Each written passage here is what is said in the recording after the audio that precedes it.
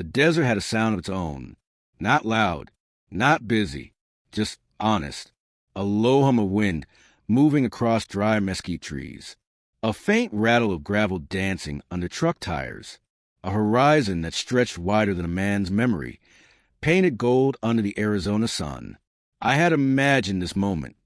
Coming home, every single night at deployment, I pictured the old wooden gate with Maddox Ranch, EST 1952, carved by my grandfather's hand. I pictured the rusty windmill, still creaking on the north fence. I pictured the familiar scent of sagebrush greeting me like family. But nothing prepares you for coming home to silence. Not peaceful silence. Empty silence. Wrong silence. The kind that makes you feel like someone pressed a knife between your ribs before you even see what's waiting for you. My boots hit the dirt outside the bus stop in Redwater County. Population, 1,904, and dropping every year. I breathed deeply. The air wasn't the same. No cattle smell. No distant generators. No dust clouds rolling from trucks on my ranch road. Just stillness. Too much stillness. I loaded my duffel into the back of my Ford, turned the ignition, and drove the familiar 19 miles toward home. The closer I got, the stranger it felt. The road signs had changed. What used to be Maddox Road was now Sunmessa's Solar Corridor, authorized personnel only. I frowned. Solar Corridor? This was ranch country. No massive solar field existed anywhere within 40 miles. And absolutely nothing on my land. I kept driving. The old wooden gate should have appeared after the curve. Instead, I reached a metal temporary fence wrapped with orange construction mesh. A sign was zip-tied to it. Sunmessa Development Group. Phase 1, Clearing Zone. No trespassing. My chest tightened. No. This had to be a mistake. A wrong turn. A detour. I stepped out, walked the fence, and looked through. And that's when the world shifted beneath my feet. My ranch, all 2,800 acres of it, was gone. Not sold. Not leased. Not upgraded. Gone. Wiped clean. The house I grew up in, a pile of broken wood and shattered tile. The barn where my grandfather taught me how to tie my first rope, flattened, removed, erased. The windmill, torn down. Even the old mesquite tree where my mother carved my initials when I was 8, gone. Just bulldozer tracks. Mounds of displaced desert sand. Stacks of steel beams for some project I never approved. I stood frozen, not angry, not crying, just hollow, like the desert wind had reached into my chest and scraped everything out. Then I heard the engine. A white Jeep Wrangler pulled up behind me. The woman who stepped out carried a tablet, wore a neon vest, and had the dead-eyed smile of someone paid to pretend they cared. "Hi there," she chirped. "You must be lost. This is private development property." I turned slowly. "My name's Cole Maddox," I said quietly. "This is my land." Her smile didn't drop. It tightened. "Oh, you're that Maddox." "That Maddox." She cleared her throat. This land was transferred to Sun Mesa Development under emergency drought protocols. You should have received notices. "I'm a deployed Marine," I said. I wasn't exactly picking up mail in the middle of the Horn of Africa. "Well," she said, tapping her tablet, "the county completed a title reclamation due to unused water rights and insufficient land maintenance." I stepped closer. "My family worked this ranch for 70 years. She didn't flinch. She wasn't the kind of person who flinched. Instead, she showed me the screen, a digital document, a signature at the bottom. Cole Andrew Maddox. Signed 6 months ago. Signed by me, except I had been overseas at that time, halfway around the world, carrying a rifle through red dust and heat. I stared at the signature. Perfect. Clean. A forged copy of my handwriting. My voice turned sharp. "That's not my signature." "Well," she said softly, "the county isn't wrong often. I'm telling you." She cut me off with corporate kindness. "Listen, Mr. Maddox, if you have a legal complaint, take it up at the regional office. This solar megaproject has federal clearance. Even if the signature is contested, the land has already been destroyed. I snapped. She gave the smallest shrug. Repurposed. The desert wind picked up, carrying a swirl of dust between us. Something inside me cracked. Not loudly, not dramatically, quietly, like the first fracture in a dam. I took a step back. Then another. She watched me like she were expecting me to break, scream, or collapse. I didn't. I turned, climbed back into my truck, and drove. Not to leave, not to run, to investigate, to understand the scale of this betrayal. The Redwater County Administration building looked like every government building in rural America. Aging walls, sun-faded posters, a flagpole slightly bent from storms nobody ever fixed. Inside, the air smelled like toner, old carpet, and stale coffee. A receptionist with half-rimmed glasses looked up. "Help you?" "I need land records for the Maddox Ranch." She typed lazily. "What's the parcel number?" 17-092B. She paused, typed again, then hummed. "Oh, that one. That one." She leaned back in her chair. "Big federal project. All your documents are in the Special Review Archive. Show me." She hesitated, then said, "Follow me." We walked through a hallway of file cabinets until she stopped at a locked room. "This is where everything is stored. You have 5 minutes. Don't remove anything." She unlocked the door and left. Inside, a stack of folders sat on the table labeled Sunmesa Acquisition, Maddox Corridor. I opened the first one. The first page hit me like a punch. Emergency Water Reassignment Order, signed by County Commissioner Harold Keene. The next, Land Seizure Approval, due to ranch inactivity. Then, Authorization of Solar Field Rights. All stamped and approved. All dated during my deployment. All containing one thing I immediately recognized as wrong. My signature. Forged. Copied. Used like a weapon. Then I found a page that made my blood run cold. A private memo between Sunmesa CEO Gregory Slate and Commissioner Keene. Once Maddox property is cleared, we immediately access the underground channel. Projected profit, $240 million over 8 years. Underground channel. They didn't want my ranch. They wanted my water. The largest hidden water table in all 4 counties. The one my grandfather discovered in 1967 and protected fiercely. I sat back, staring at the documents spread across the table. And that's when I noticed a small red stamp on the bottom corner of every file. Processed by Shelby Hart, the receptionist, the same woman who walked me to this room. A footstep behind me made me jerk. She stood in the doorway, expression unreadable. "You found it," she said quietly. "You knew." She didn't answer the question. Instead, she shut the door fully. "What I'm about to say," she whispered, "I never said." "Said what?" She pointed at the documents. "They forged half of these. Slate bought the county, bought the sheriff, bought the water board. Anybody who refused, fired, threatened, silenced. Why? There's a hidden aquifer under your ranch. Slate wants to control the entire region's water supply. And you helped them." She swallowed hard. I didn't have a choice. I stood slowly. "You always have a choice." "No," she whispered. "Not in Redwater County. Not anymore." She stepped back, voice trembling.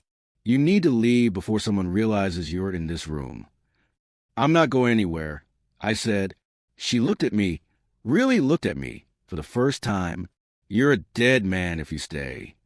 She walked out silently, leaving the door unlocked behind her. I was alone again, surrounded by evidence of the biggest land scam in county history. But one thought eclipsed all others. They thought I wouldn't come home. They thought I wouldn't fight. They thought a forged signature could erase my entire life. They were wrong. Very wrong. The sun was dropping behind the Arizona mesas when I stepped out of the county office. A fiery orange sky stretched out above the desert, the kind of sunset that used to mean peace, home, and everything safe. Tonight it looked like a warning. The wind was colder than it should have been, sharper, carrying a strange quiet with it. I walked toward my truck with the photocopies hidden inside my jacket, the forged documents, the fake approvals, the memo about the underground water channel. But something felt wrong. Too still, too empty, too watched. I reached the door handle and stopped. My side mirror reflected the dark window of the building behind me. A silhouette stood inside, watching, not moving, just watching. I got into the truck anyway, because fear wasn't new to me. But the moment I turned the key, a pair of headlights flared on. A black SUV rolled silently from the parking lot. Tinted windows. No plates. Engine humming like a predator, breathing slowly. Sun Mesa security. Not county officers. Not cops. Worse. Corporate muscle. Built for intimidation. Licensed to operate in special project zones. Protected by federal loopholes nobody bothered to close. The SUV didn't move. Didn't chase. Didn't threaten. Just sat there. Letting me know they saw everything. Letting me know this wasn't a misunderstanding. It was a hunt. I pulled out of the lot anyway and headed down the desert road. The SUV waited a full 30 seconds, then pulled out behind me. No rush, no haste, just patience. The patience of someone who already owned the ground under your feet. Night came quick. The kind of desert night where the cold hits faster than you expect and the sky turns so dark you can't see your own thoughts. The SUV stayed behind me the entire time.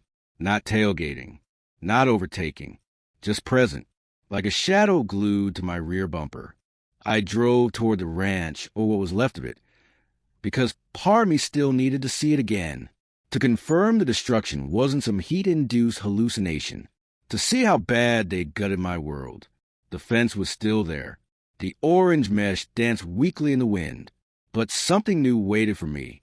3 men, standing in the dirt, black jackets, black boots, black expressions, corporate security, Sun Mesa's private police. The SUV rolled up behind me and stopped. The men stepped forward. One tapped my window with a flashlight. "Evening, Mr. Maddox." I didn't ask how he knew my name. Step out of the vehicle. I stayed still. "Why?" His smile didn't reach his eyes. "Because this is a restricted federal development zone. This is my land. It's our land now." I stepped out slowly. The cold hit my skin instantly. The lead guard circled me like he was inspecting livestock. "You weren't supposed to be here today," he said calmly. "Funny," I replied. I felt the same way when I saw the crater where my house used to be. No one laughed. The guard leaned in close enough for me to smell the mint gum he chewed. "Let me be clear, Mr. Maddox. Your presence interferes with an active federal contract. You were notified. Those signatures were forged. That's not our concern." "No." I asked. "No," he said. "Our only concern is that you don't interfere again." He reached into his vest pocket, and for a split second, my instinct prepared for a weapon. But he pulled out something worse. A folded paper. He placed it in my hand. "This is a courtesy warning," he said. Courtesy. The word tasted rotten. I unfolded the paper under the headlights. A restraining order. Filed today. Approved instantly. Stamped by Judge William Carter. A man who had a history of fast approvals for anyone with money. The document claimed I was a threat to workers. I attempted property sabotage. I acted with unstable aggression. None of it true. All of it believable enough to ruin a veteran in a small county. The guard stepped back. "If you cross this fence again," he said, "we are authorized to detain you until county law enforcement arrives." I stared at him. "You're stealing my land." He smiled faintly. "We're building the future." "No," I said, "you're burying the past." His eyes flickered, just for a moment. Then he turned away. "We're done here." They walked off. The SUV followed them. The desert went silent again. But silence doesn't mean weakness. Sometimes silence is preparation. I didn't go home, because there was no home left to go to. Instead, I drove the old service road that ran along the ridge, a place they hadn't bulldozed yet, a place untouched by steel and lies. a place where desert met sky. I killed the engine and let the night wrap around me. The desert was pitch black except for a thin silver moon. Then I heard it, a soft crunch. Not wind, not a coyote. Footsteps, slow, human. Someone approached from the darkness. My hand reached instinctively under the seat for the pistol I legally kept there. But then, a voice, rough, old, carved from stone and sand. "You're Cole Maddox." I turned. An elderly man stood 5 feet away, tall, weather-beaten, skin toughened by decades under the Arizona sun, a long gray beard, eyes so sharp they could cut through lies. He wore an old canvas jacket and held a lantern glowing faintly orange. "Who are you?" I asked. He stepped closer. "My name's Elijah Harker."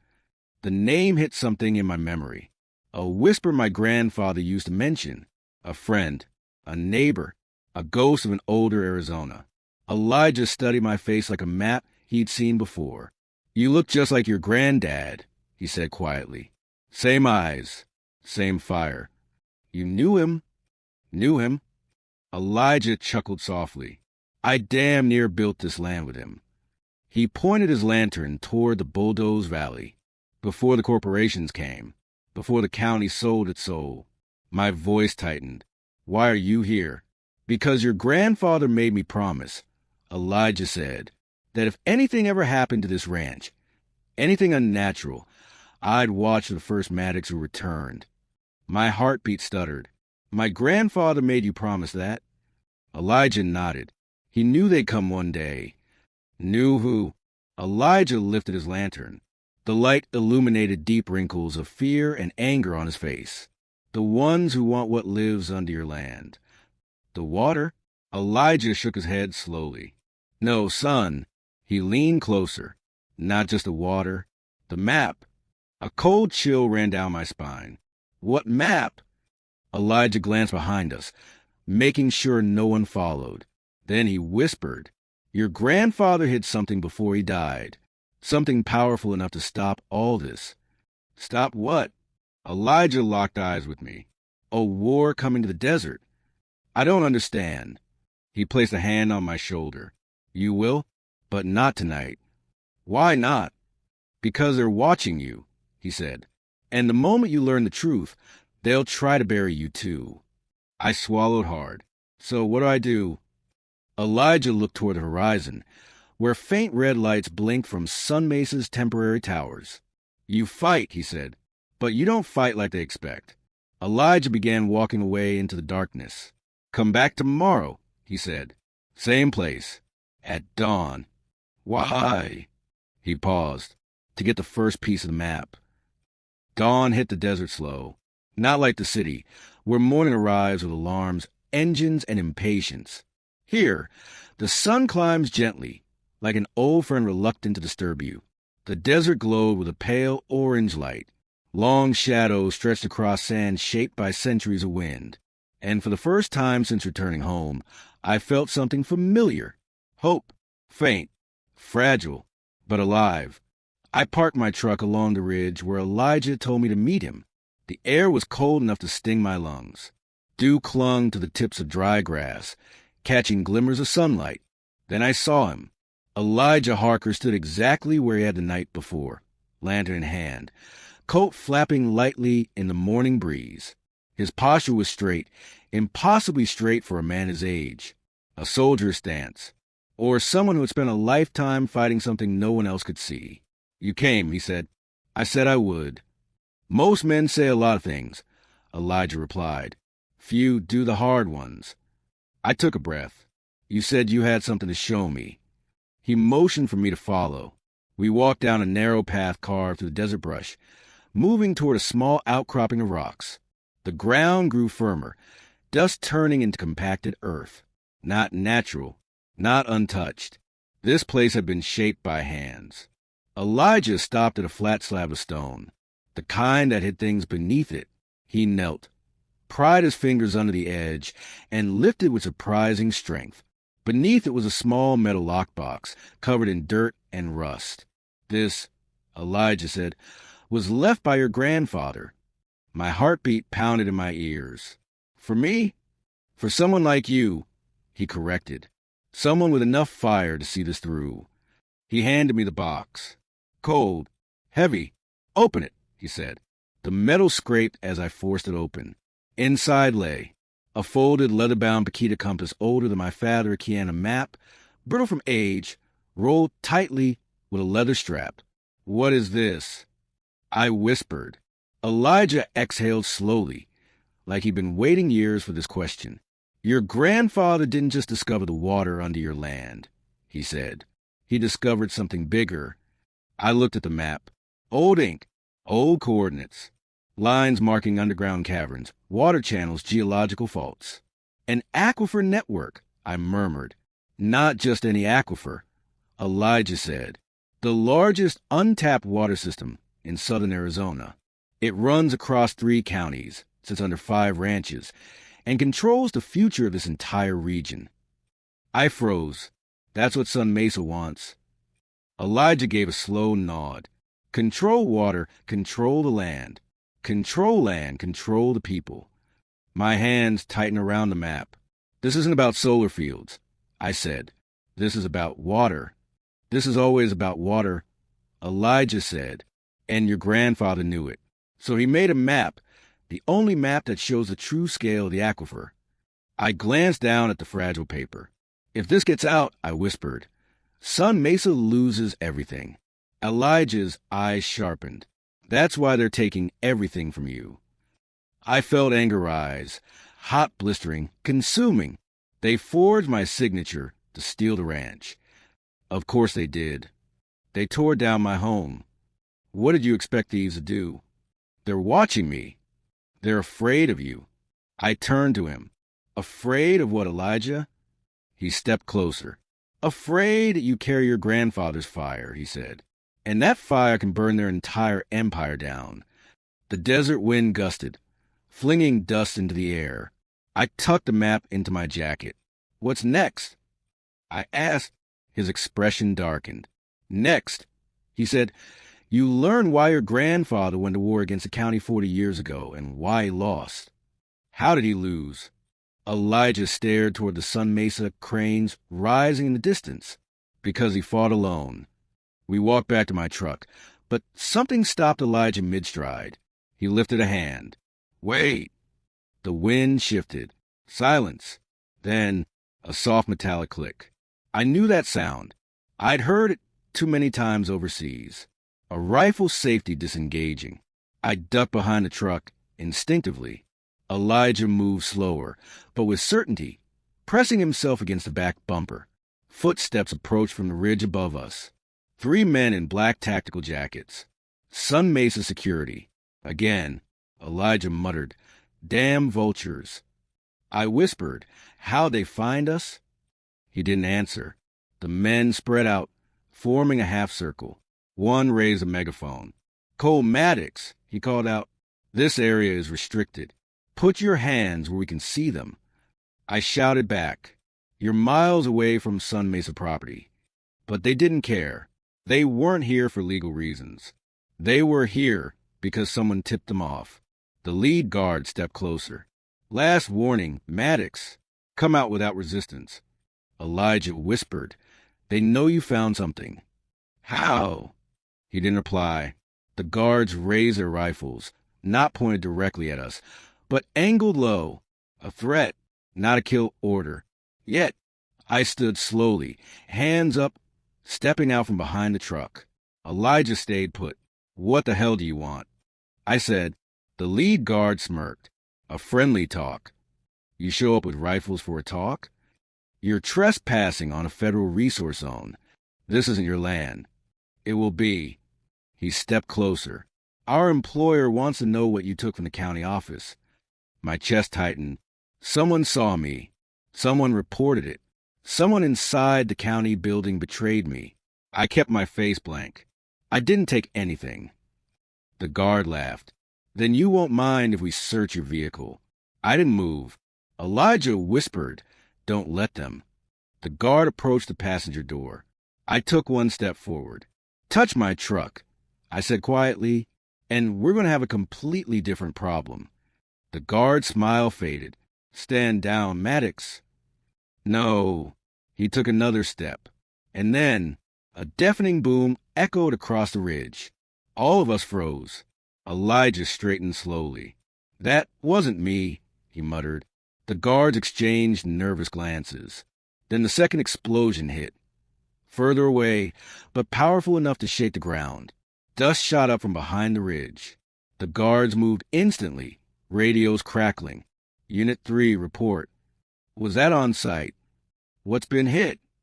Confirmed solar perimeter integrity. They ran back to their SUV without another word. Within seconds, they were gone, engines roaring into the desert. I stared after them. What the hell was that? Elijah's expression was unreadable. Looks like someone else doesn't like Sun Mesa either.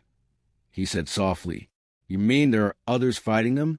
He gave a slow nod. More than you think. I looked down at the map again. The desert suddenly felt alive. More alive than it had in years. Like the land itself was waking up. Elijah motioned toward the ridge. We're not done. I followed him up the slope. The early sun was climbing, throwing long shadows onto the rocks. At the top, Elijah pointed to a narrow canyon splitting the desert like a scar.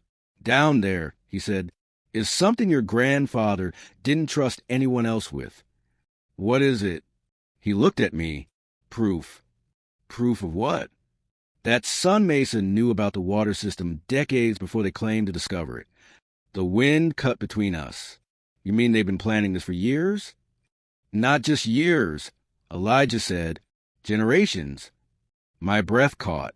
This war didn't start with you, Cole, he said. And it won't end with you unless... Unless what? Unless you're willing to do what your grandfather couldn't. And what's that? Elijah stared at me with eyes too old and too tired to lie. Bring the entire damn truth out of ground. The canyon looked nothing like the rest of Redwater County. The desert was usually open, flat, predictable, a horizon that stretched wider than your thoughts. But this place, this narrow cut through the land, it felt wrong, like the earth was hiding its heartbeat. The rocks on either side rose like walls, towering, jagged, the kind of formations that erode over centuries.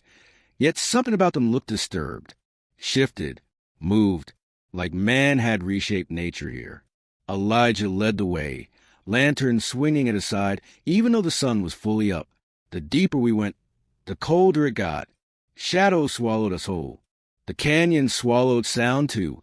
Our footsteps echoed back strangely, as if traveling down tunnels we couldn't see.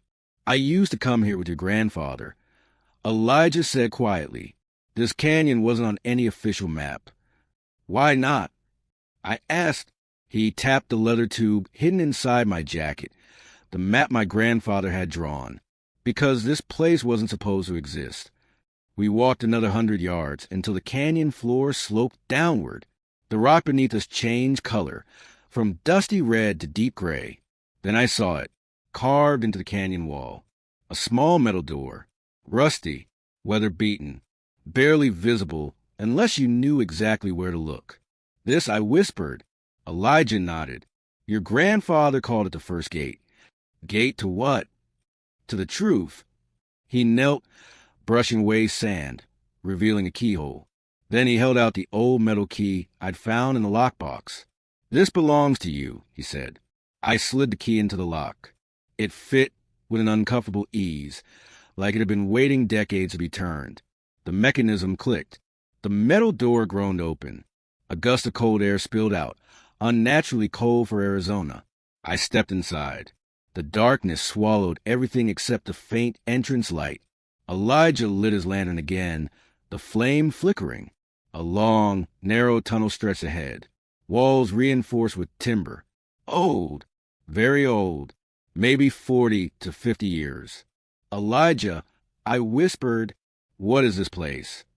A hiding spot, he said, for information too dangerous to keep above ground. We walked forward.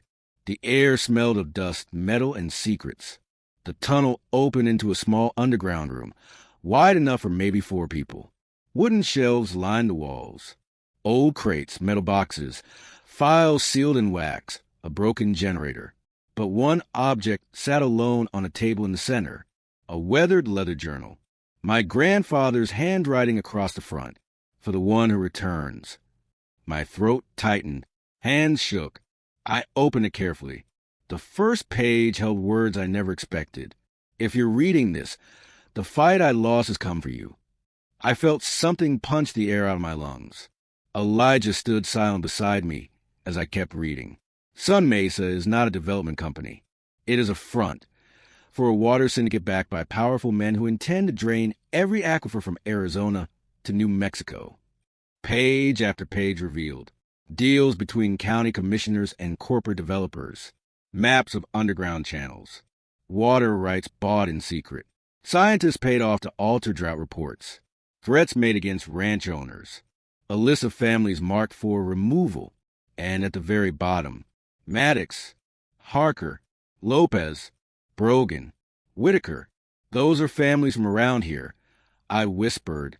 Elijah nodded grimly. Families who own land with access to the underground system. What happened to them? Eliminated. Elijah said softly. Not killed. Forced out. Financially ruined. Legally crushed. And we're next. You were supposed to be. I closed the journal, hands trembling. So the ranch was never the true target. Elijah nodded. They needed full control of the aquifer. Your land was a crown jewel. But why now? I asked, why after all these years? Elijah sighed. Because the new drought projections make that water worth billions. Control the aquifer, control the future. My jaw clenched hard. And Gregory Slate wanted all. He already has most of it. Elijah said, you're the last obstacle. I set the journal down. What else is here? Elijah dug into a wooden crate and pulled out an old metal USB drive, dust-covered but intact.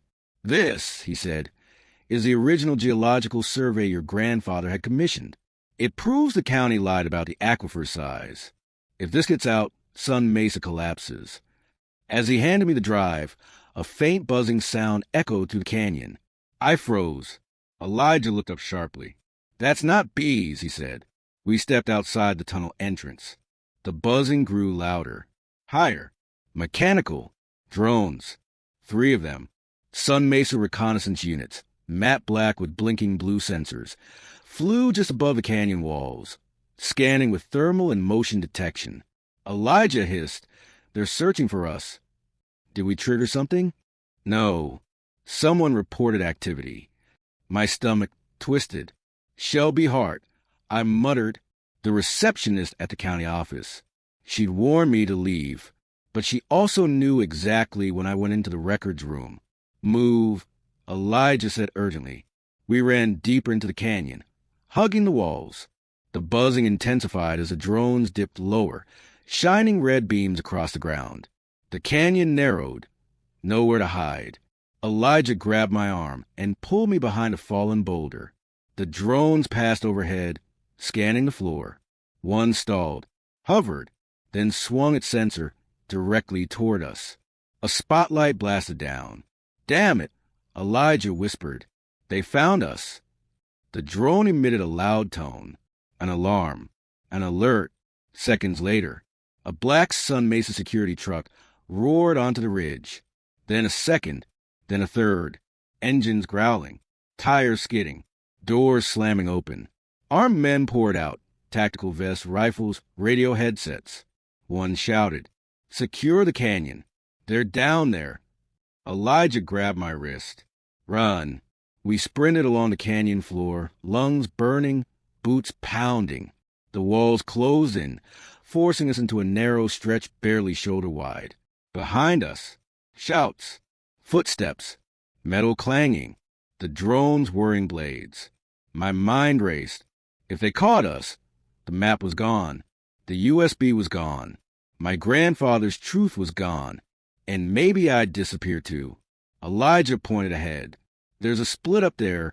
Take the right side. What about you? Just move. We reached the fork, a crack in the canyon leading into a shadowed passage. I leaped inside. Elijah stayed out in the open.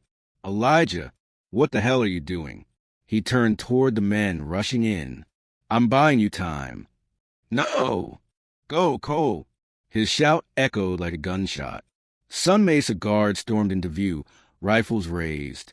I ducked deeper into the passage as Elijah stepped directly into their line of sight. He lifted his hands. This land isn't yours, he said calmly, and it never will be. One guard grabbed him. Another shoved him to the ground. Elijah, I whispered through clenched teeth. I couldn't move. I couldn't help. If I stepped out, everything would be lost. The map, the USB, the proof, the entire war. But then, something unexpected happened. A guard knelt beside Elijah and whispered something in his ear. Elijah's eyes widened. Then the guard said louder, "Take him in, and search the canyon for anyone else."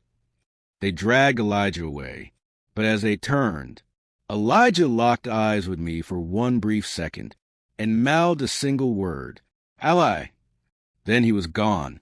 The guards climbed out canyon. The drones followed. Engines roared as the truck retreated.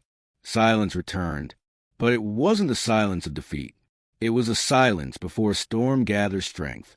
I stepped out of the shadows, alone, breathing hard, hands shaking, but alive, holding the map, holding the USB, holding the key to the truth. And now, holding one more thing, the knowledge that there was someone inside Sun Mesa on our side. Someone dangerous, someone hidden, someone watching. The war wasn't over. It was just beginning. Morning broke with a strange kind of stillness. Not peaceful, not calm, just paused, like the desert was holding its breath, waiting for something or warning me about something that hadn't arrived yet. I drove away from the canyon through back roads nobody used anymore. The truck rattled over rocks, dust curling behind me in long, ghostly trails. Every mile I put between myself and Sun Mesa's search teams felt borrowed, like I was moving on time that didn't belong to me. Elijah had been taken, dragged off like he was a criminal, or worse, like he was never meant to return. But the word he mouthed before disappearing stuck inside me like a burning nail. Ally. Someone inside Sun Mesa wasn't what they appeared to be. Someone had sent those explosions. Someone had distracted the security teams. Someone had saved me in the canyon. And whoever they were, they wanted us to know. I gripped the wheel harder. Okay, I muttered, let's see how deep this rabbit hole goes. Not many in Redwater County remember my family cabin hidden near the abandoned rail spur, a crooked wooden structure, half swallowed by desert brush. No electricity, no running water, no cell coverage. Perfect. I parked behind it, killed the engine, and carried the map, the USB, and my grandfather's journal inside. Dust floated in the air like fine ash. Wood creaked with every step. The desert wind whistled through cracked window frames. This place had been untouched for years, but not dead, just waiting. I cleared a table, set down the map, and unrolled it carefully. The paper crinkled like old skin. The aquifer network stretched wider than I expected. Thick blue veins running under land claimed by Sun Mesa. Some branches extended into towns that had suffered inexplicable droughts over the past decade. Coincidence? No chance. I traced a long channel leading toward the Federal Wildlife Reserve. That's impossible, I whispered. The reserve was supposed to be protected land, untouched by corporate hands. But my grandfather's map showed a tunnel connecting the aquifer to a spot right under it. A spot marked with a small symbol shaped like an X. I checked the journal. There it was, in his handwriting. The reserve is a lie. The tunnel beneath it is the heart of their machine. Stop the tunnel. Stop their expansion. I shut the journal. My pulse hammered. Sun Mesa wasn't just stealing water. They were rerouting it, building a hidden underground pipeline big enough to support future developments. Towns not yet built. Contracts not yet signed. Cities not yet thirsty enough to beg for it. This wasn't a county conspiracy. This was regional, maybe national. And then I heard movement outside. Slow, crunching, measured, not a coyote, not wind, footsteps. My hand slipped silently to my holster. A shadow stretched across the doorframe. Then, knock, knock, 3 soft taps. No one knocked out here. No one even came near here. I edged toward the window and peeked. A woman stood outside. Dark jacket, jeans, baseball cap pulled low. Nothing threatening, nothing overt, except one detail. A Sun Mesa badge clipped to her belt. I cursed under my breath. But before I could move, she spoke through the door, calm, firm, unafraid. Cole Maddox. If you wanted to shoot me, you already would have. I didn't answer. She continued. I'm not here to hurt you. I'm here because you found what Sun Mesa's been hiding. I tightened my grip on the gun. Who are you? I called out. She hesitated, then said quietly, My name is Dana Shaw. The name hit me like a hammer. I'd seen that name before, in my grandfather's journal. D. Shaw, field engineer. Good. Sharp. Not like the others. I unlocked the door slowly, keeping my pistol pointed downward. She stepped inside. A woman in her mid-30s, sharp features, eyes constantly scanning. She looked tired, not physically, but the kind of exhaustion that comes from carrying secrets too heavy for one person. Are you the ally? I asked. No, she said softly. I'm the warning. Dana didn't sit. She stood near the table, eyes fixed on the map, like it was something forbidden. You shouldn't have this, she whispered. Then why help me? Because I didn't sign up for this war, she murmured. I signed up to build renewable fields, not to drain groundwater across 3 states. I studied her carefully. You work for Slate? She shook her head. Not by choice. Sun Mesa bought the company I worked for. Everyone else took the severance package and fled. But my daughter needs medical treatment. Slate knows that. He kept me working by threatening to cut her insurance. I lowered my guard slightly. You said you were the warning. Warning for what? Her eyes filled with fear. Gregory Slate knows about Elijah. He knows Elijah helped your grandfather. He knows Elijah knew the canyon. My stomach twisted. Where is he? Dana swallowed. Being interrogated at Black Quarry Station. I felt heat crawl up my spine. That place is off limits to civilians. Off limits to everyone, she said. Not even the sheriff goes near it. I stepped closer.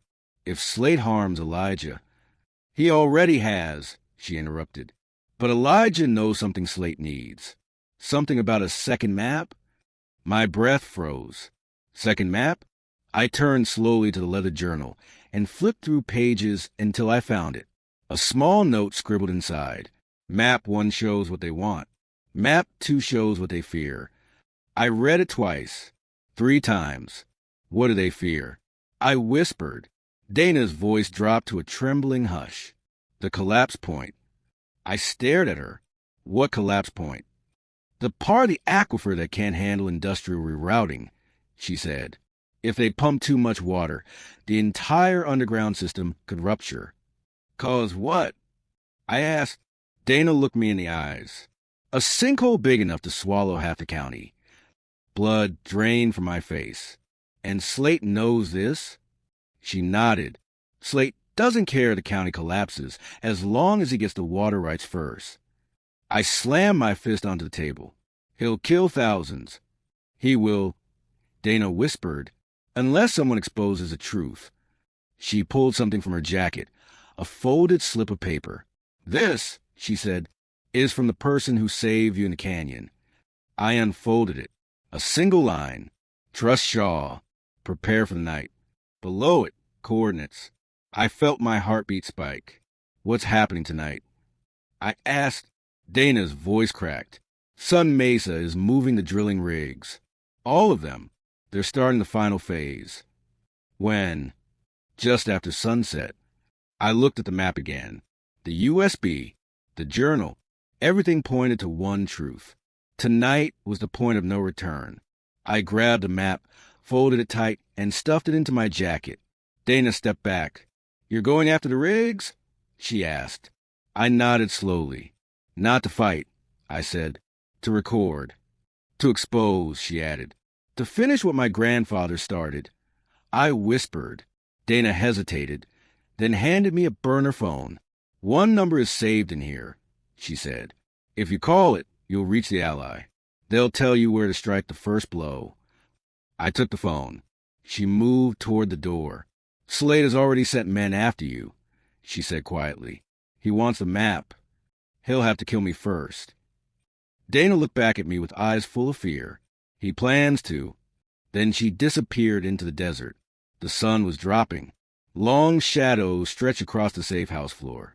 The coordinates on the note burned into my thoughts. I picked up the burner phone, thumb hovering over the single saved contact.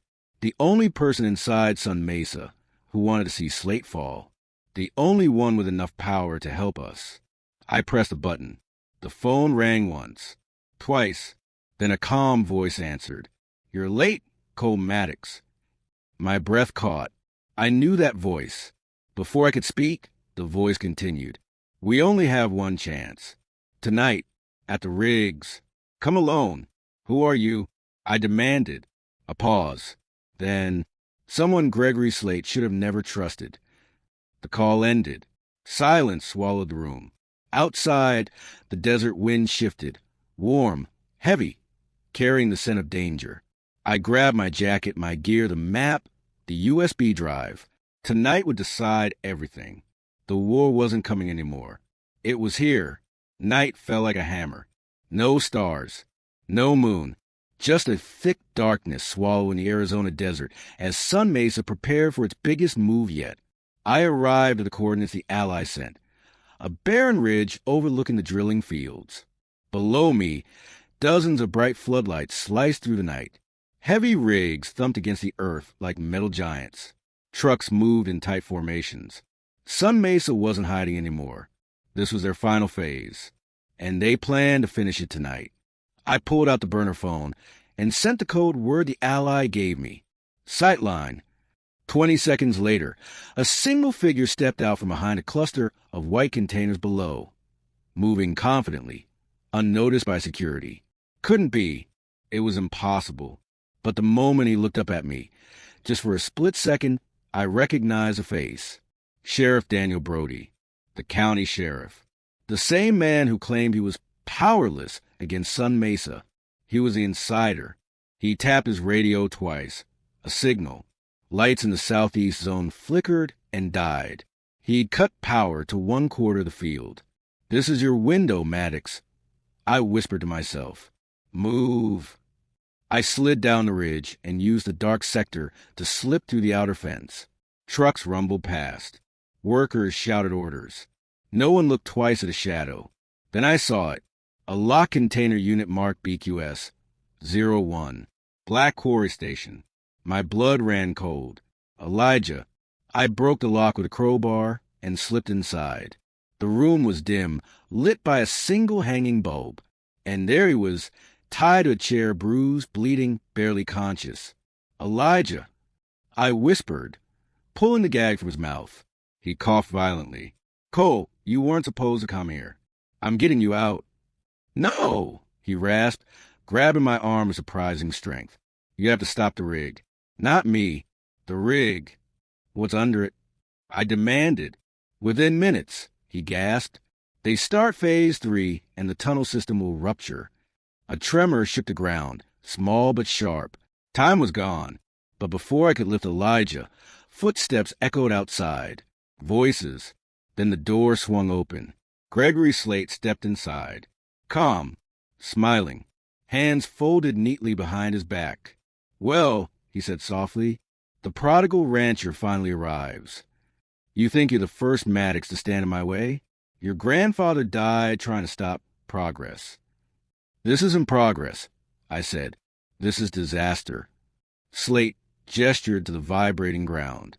"Civilizations are built on sacrifice. You're going to destroy an entire county." "If necessary," he replied coldly, "for the greater future." I lunged forward, but Slate simply stepped back as 2 armed guards grabbed me. "Elijah is of no use anymore," Slate said. "The old man never broke. Admirable, but inconvenient." He raised a hand. "End it." A guard lifted his rifle toward Elijah. I roared and slammed my elbow into guard behind me. My boot connected with a knee, and pain exploded across my ribs. But I didn't stop. Gunfire erupted, but not from inside. From outside. 3 shots. Quick. Precise. Both guards collapsed. Sheriff Brody appeared in the doorway, gun drawn. "Slate," he shouted. "It's over." Slate didn't flinch. He simply smiled. "You think I didn't know, Daniel?" Brody froze. Slate lifted a small device. "A remote. Phase 3 begins now." He pressed a button. The earth groaned, a long, deep, sickening sound. The rig behind container roared to maximum power. I pulled Elijah up, threw his arm over my shoulder. "We have to go." We stumbled outside as alarms blared across the drilling field. Workers screamed. Rigs powered down. Dust shot up from the earth in bursts. A deep cracking sound echoed through the valley, like the world was splitting open. We reached the ridge just as the first sinkhole erupted beneath Rig 7, swallowing steel, dirt, and machinery like it was nothing. The desert roared. Lights exploded. And behind us, half the field collapsed into ground. Slate escaped. Brody vanished. The war had only just ignited. But Elijah was alive. And the truth was finally breaking the surface. Half of Sun Mesa's drilling field had collapsed into the earth. Smoke rose from twisted steel. Trucks lay half buried like crushed insects. And somewhere in that chaos, Gregory Slate had escaped. I stood on the ridge with Elijah leaning on me, barely able to stand. His face was pale, lips cracked, but his eyes were burning with something stronger than pain. "Cole," he whispered, "this isn't the end. It's only the beginning." Before I could answer, a truck screeched to a stop below us. Sheriff Daniel Brody stumbled out, limping, bleeding from the arm, hat gone, eyes wild. He climbed the ridge toward us. "You two just ripped the mask off this whole damn county." Elijah coughed, voice hoarse. "They know we have the map, the journal, the USB. "Good," Brody said. "That means Slate's desperate." I narrowed my eyes. "And dangerous." Brody nodded slowly. "He's heading to Black Quarry Station. That's where he'll regroup. That's where he hides everything. Files, contracts, bribes, proof. Everything we needed to burn Sun Mesa to the ground." I asked, "Why help us, Sheriff?" Brody wiped blood from his mouth. "Because I've been living a lie. Because Slate owns everyone in this county, except me. And because your grandfather tried to warn me years ago, and I didn't listen." His voice cracked. "I'm not making that mistake twice." Elijah weakly grabbed Brody's sleeve. "Slate will kill us before we get close." Brody smirked. "Not if I drive." He looked at me. "You ready, Maddox?" I tightened the grip on my jacket, map journal, USB all hidden close to my chest. "I've been ready since the day I came home." Brody nodded. "Then get in. We go together." Elijah whispered, "And if we don't make it?" "We'll make it," I said, because Slate just turned the entire desert against himself. Brody revved the engine. Sun rose behind us. Black Quarry Station waited ahead, the final battleground. We drove toward it with one truth burning in my mind. Tonight, the war ends. One way or another. Black Quarry Station wasn't a building. An abandoned mining pit Sun Mesa had quietly turned into a fortress. As Sheriff Brody's truck crawled down the winding dirt path, the air turned colder, heavier, like the earth itself was holding its breath. Elijah lay in the back seat, eyes half open, whispering prayers under his breath. Brody gripped the wheel. "This is it," he said. "No turning back." I checked the map one last time. The collapse point markers, the drilling routes, and one final symbol hidden beneath Black Quarry. Vault. The place where Slate hid the truth. The moment we reached the bottom of the pit, spotlights burst on, blinding white. Dozens of Sun Mesa guards surrounded us, and at the center stood Gregory Slate, hands behind his back, suit spotless, face calm. "Cole Maddox," he said, "you've caused more trouble than your grandfather ever did." I stepped forward. And you've lied more than this county can swallow. Slate smirked. You can't win. You're outnumbered, outgunned, and out of time. I held up the USB drive. No, I said, you're out of secrets. For the first time, Slate's expression cracked. Just a flicker. But I saw it. Brody shouted, drop your weapons. This man is under federal investigation. Half the guards froze. The others hesitated. Slate raised a hand. Don't listen to him. He works for me. Brody fired a warning shot into the air. That was true, he said. Not anymore. Chaos exploded. Guards turned on each other. Some sided with Brody, others with Slate. Shouts echoed across the quarry. Slate sprinted toward the steel vault door carved into the rock wall, the heart of his secrets. I chased him. He slammed a code into the keypad. The vault cracked open. I tackled him just as he tried to slip inside. We crashed onto the concrete floor. He clawed at me, screaming, You don't understand. This aquifer can control the whole Southwest. This is history. I punched him hard. This isn't history. It's theft. He laughed, wild, broken. People don't care who owns water, Maddox. They care who delivers it. He reached for a gun lying nearby. I kicked it away. Game over, I said. Brody appeared in the doorway. It's done, Cole. We've got the files. Everything's going public. Slate stopped struggling. The fight drained out of him.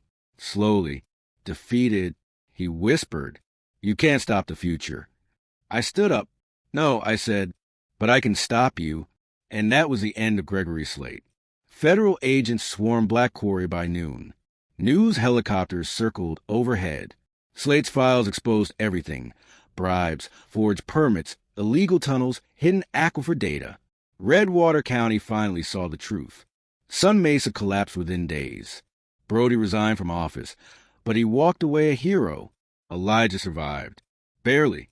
He returned to a small home on the edge of the valley. Too tired to fight anymore, but finally at peace. And me? I stood on the edge of my ruined ranch weeks later, looking at the empty land. Quiet, open, scarred, but mine again. I knelt, pressed my hand into the dust, and whispered, I did it, Granddad. The war you started, it's over. The wind blew softly across the valley, warm, steady, alive. The land wasn't defeated. It was breathing again, just like me.